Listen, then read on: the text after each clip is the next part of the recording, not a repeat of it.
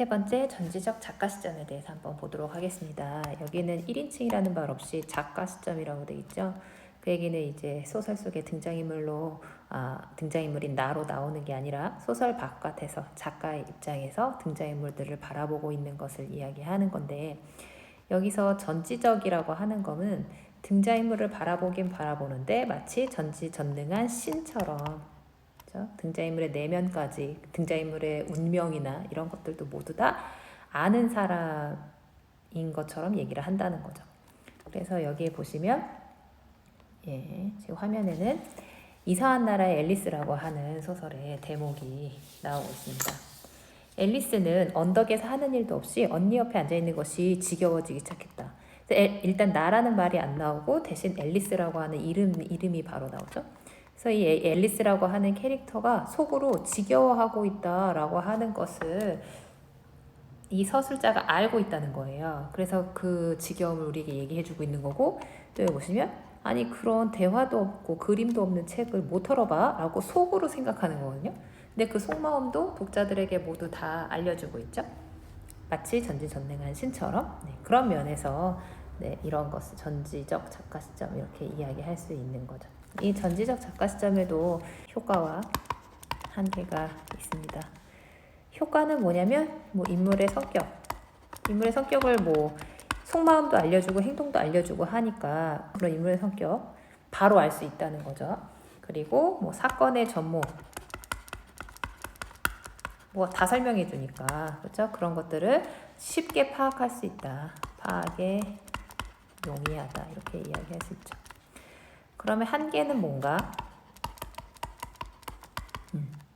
한계는 뭐냐면 사실 이런 영화, 드라마, 소설 이런 것들을 보면 그 보는 재미 중에 하나가 내가 상상하는 거거든요. 얘네는 어떨까? 이런 거.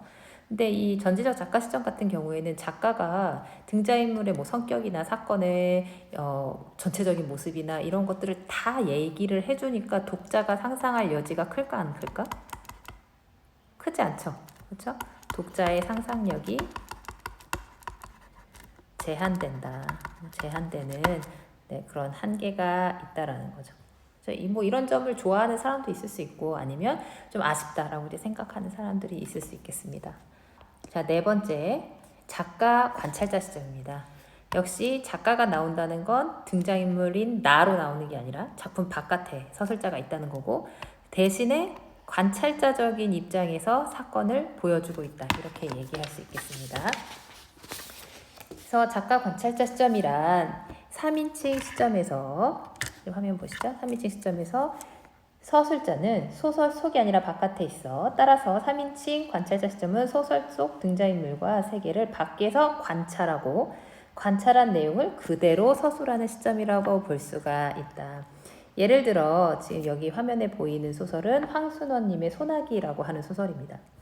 그러다가 소녀가 물속에서 무엇을 하나 집어낸다. 하얀 조약돌이었다. 그리고는 벌떡 일어나 팔짝팔짝 징검다리를 건너간다. 여기는 이제 나라는 말 대신 이제 소녀가 나오고요. 이 작가는 이 소녀가 지금 물속에서 조약돌을 꺼내서 징검다리를 빨짝빨짝 뛰어가는 그런 행동을 우리에게 관찰해서 전달하고 있는 거잖아요. 그렇죠? 여기서 소녀의 속마음까지 알아볼라? 속마음까지는 나오지 않죠. 그런 거는 누가 상상하겠어요? 독자가 상상하는 거죠. 소녀가 왜 이런 행동을 하는지. 그러면서 야, 이 바보야! 하고 조약돌을 소년에게 집어 던집니다. 역시 행동만 나오고 있고요. 행동, 그리고 이 바보 이런 것, 대발, 등장인물의 말 이런 것들을 관찰해서 또 전달하고 있는 거죠. 그러니까 그래서 이거는 전지적 작가 시점이었다면 이 소녀가 무슨 생각을 하고 돌을 집어서 돌을 소년에게 던졌는지 이런 걸 우리에게 다 구구절절히 설명했을 거야. 하지만 작가 관찰자 시점이기 때문에 눈에 보이는 행동이나 그리고 들리는 말 이런 것들만 관찰해서 전달을 해줄 수 있다는 거죠. 그러면 이 작가 관찰자 시점도 효과와 한계가 있겠죠. 효과는 뭐냐면 전지적 작가 시점과 완전 반대인데, 전지적 작가 시점은 독자의 상상력을 제한할 수 있다 했잖아요. 얘는 독자의 상상력의 폭이 넓어진다.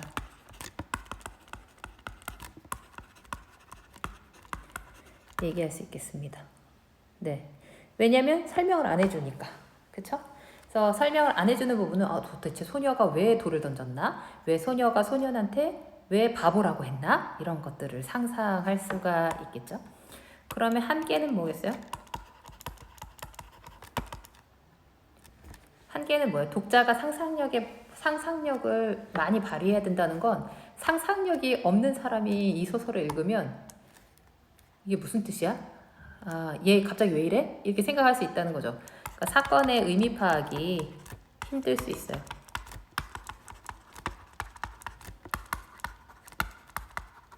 네, 힘들 수 있다. 그래서 서술자는 보고 듣는 것만을 서술을 해야 하잖아요. 그러니까 인물의 심리묘사 이거 가능하지 않을까? 심리묘사 불가능하죠. 그래서 뭐 스릴러라던가 뭐 추리소설, 뭐 공포소설 뭐 이런 것들은 사실 이 관찰자 시점이 어울리지 않을 수 있죠.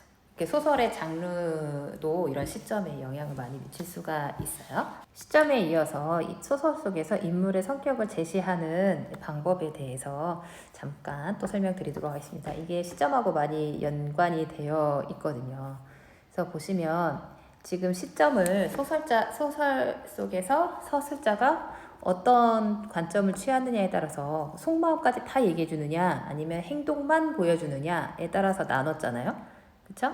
그래서 속마음까지 다 보여주는 걸 우리는 또 뭐라고 할 수 있냐면 직접 제시, 인물의 성격을 직접적으로 제시했다라고 볼 수 있어요. 그래서 서술자가 인물의 성격이나 특성이나 심리 상태들을 직접 이야기해 주는 거예요.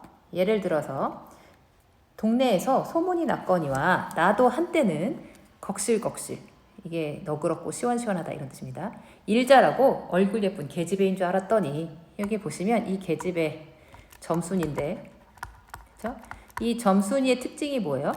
걱실걱실하고 일 잘하고 얼굴이 예쁘다 입니다. 이런 특징들을 그냥 대놓고 독자들한테 이렇게 다 얘기해 주는 거예요. 걱실걱실하다, 일 잘한다, 얼굴 예쁘다 이렇게. 그렇죠? 이런 게 직접 제시입니다. 그럼 직접 제시가 있으면 간접 제시도 있겠죠? 간접 제시. 서술자가 인물의 성격을 직접적으로 설명해 주는 게 아니라 인물의 행동이나 그렇죠? 그다음에 대화 등을 통해서 간접적으로 추측할 수 있게 보여주는 거예요. 예를 들면 너 이다음부터 안 그럴 거야? 하고 물을 때야 비로소 살 길을 찾은 듯 싶었다. 나는 눈물을 우선 씻고 뭘 안 그러는지 명색도 모르지만 그래 하고 무턱대고 대답했다. 여기서는 사실 나의 성격이 어떻다라고 서술자가 설명해 주진 않지만 점순이가 윽박 지르니까 바로 알았어 무턱대고 대답하는 그런 나의 행동이 있잖아요. 무턱대고 대답한다라고 하는 그런 행동을 보여주잖아요. 행동과 그래 하고 하는 대답하는 말과 이런 것들, 그렇죠? 이런 것들을 통해서 얘가 셈에 빠르지 않고 지금 그냥 눈앞에 찾아온 위기만 벗어나면 된다고 생각하는구나. 아이고 이렇게 어수룩할 수가 라고 이런 어수룩한 성격을 간접적으로 이 말과 행동으로 보여주는 거죠. 여기에 나는 어수룩한 성격으로 점순이가 윽박 지르자 바로 알았다라고 대답했다. 만약 이렇게 얘기되어 있다면 그건 직접 제시겠죠. 하지만 여기는 이 어수룩하다라고 하는 표현이 전혀 나오지 않죠. 이거는 우리가 이 네 줄을 읽어보고 추측할 수 있는 나의 성격이에요. 그래서 간접적으로 인물의 성격을 보여주는 방식을 간접 제시라고 합니다. 이 시점을 공부하면서 여러분이 같이 공부하게 될 개념이 거리라고 하는 겁니다. 이 거리라고 하는 거는 심리적인 거리를 말을 하는 거예요. 그래서 누구와 누구의 심리적인 거리를 얘기하느냐? 서술자와 독자, 그리고 등장인물과 서술자, 그리고 등장인물과 독자 사이에 느껴지는 심리적인 거리라고 한다. 그래서 이 삼각형, 그렇죠? 서술자와 독자와 등장인물, 그렇죠? 서술자와 독자와 등장인물. 서술자와 독자가 어떤 관계인지, 서술자와 등장인물이 어떤 관계인지, 독자와 등장인물이 어떤 관계인지 이것들을 살피는 게 거리입니다. 이 심리적인 거리예요. 그래서 너와 나 사이에 거리감이 느껴져. 이런 말 언제 합니까? 친구 사이가 멀어졌을 때 이야기를 하죠. 그래서 뭔가 연락을 10번 하던 애가 한 번 하고, 뭐 한 달에 10번 만나던 애가 뭐 1년에 한 번 만나고, 그러면 나 쟤랑 좀 멀어졌나 봐. 이런 때 느끼는 게 이제 심리적 거리란 말이죠. 그게 거리가 있는 거예요. 멀게 느껴지는 거. 그렇죠? 거리라고 하는 거는 서술자와 인물 간의 거리라고 이야기할 때는 그거는 이게 1인칭 주인공 시점이라면 어때요? 1인칭 주인공 시점이라면 주인공인 나가 곧 서술자잖아요. 그럼 이 서술자는 나에 대해서 잘 알겠어, 모르겠어? 엄청 잘 알겠죠? 그러니까 매우 가깝다. 이렇게 얘기할 수 있는 거예요. 거리가 매우 가깝다. 그렇죠? 1인칭 주인공 시점에서는 서술자와 인물 간 거리가 매우 가깝다. 이렇게 얘기할 수 있는 겁니다. 전지적 작가 시점에서는 나라는 캐릭터는 나오지 않지만 서술자가 전지적인 신처럼 이 등장인물의 내면까지 다 알잖아요. 그러니까 가깝다라고 이야기할 수 있겠죠? 그렇죠? 네. 1인칭 관찰자 시점은 당연히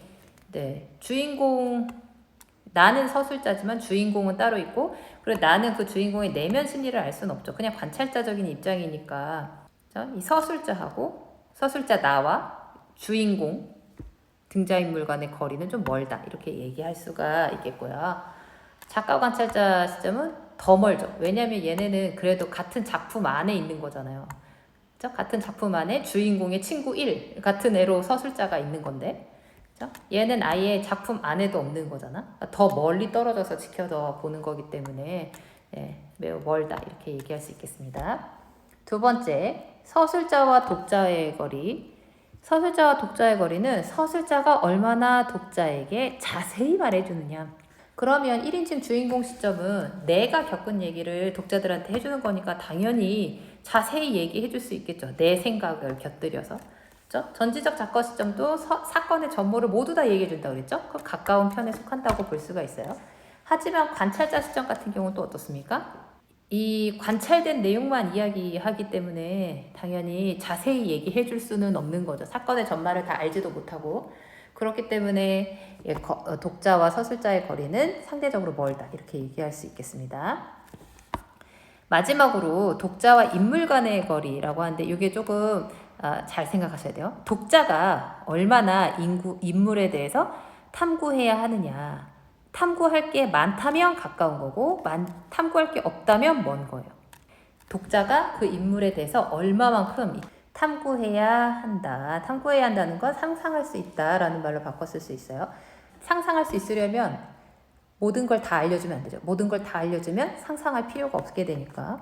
그래서 이 1인칭 주인공 시점과 전지적 작가 시점 같은 경우에는 얘는 주인공이 다 자기 속마음까지 얘기해주고, 얘는 작품 밖에 있는 서술자가 사건의 모든 면이라던가 아니면 등장인물의 속마음까지 다 얘기해주잖아. 그럼 상상의 여지가 없죠. 상상이 개입할 여지가 없기 때문에 멀다. 독자와 등장인물 사이는 멀다. 이렇게 이야기할 수가 있겠고요.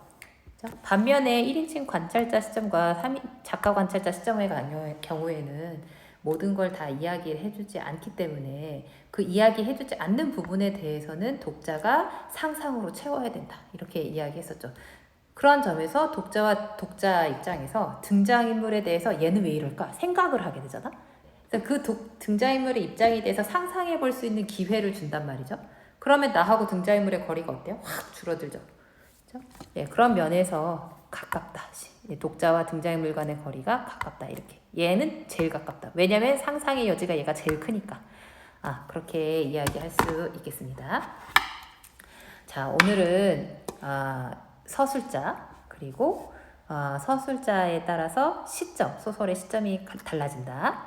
그리고 서술자의 태도 중에 인물의 성격을 제시하는 직접적, 간접적 방법, 그리고 거리, 서술자와 등장인물과 독자와의 이 거리를 설명하는 말, 이런 것들을 배웠습니다. 그래서 조금 어려울 수 있는데 일단 이거는 소설을 배우는 데 있어서 기본이 되는 개념들이에요. 그래서 좀 알고 계시면 도움이 될 것 같고, 저희가 등교 계약을 하고 난 다음에 이제 수행평가를 볼 건데, 이게 수행평가 중에 하나가 이렇게 서술자를 바꿔서 거죠. 서술자를 어떤 시점이나 관점을 바꿔서 글을 쓰는 수행평가가 준비되어 있거든요. 그래서 그 수행평가를 준비하는 차원에서 오늘 수업 부분은 꼭 복습을 해주시면 고맙겠습니다. 자, 오늘 여기까지 하겠습니다. 감사합니다.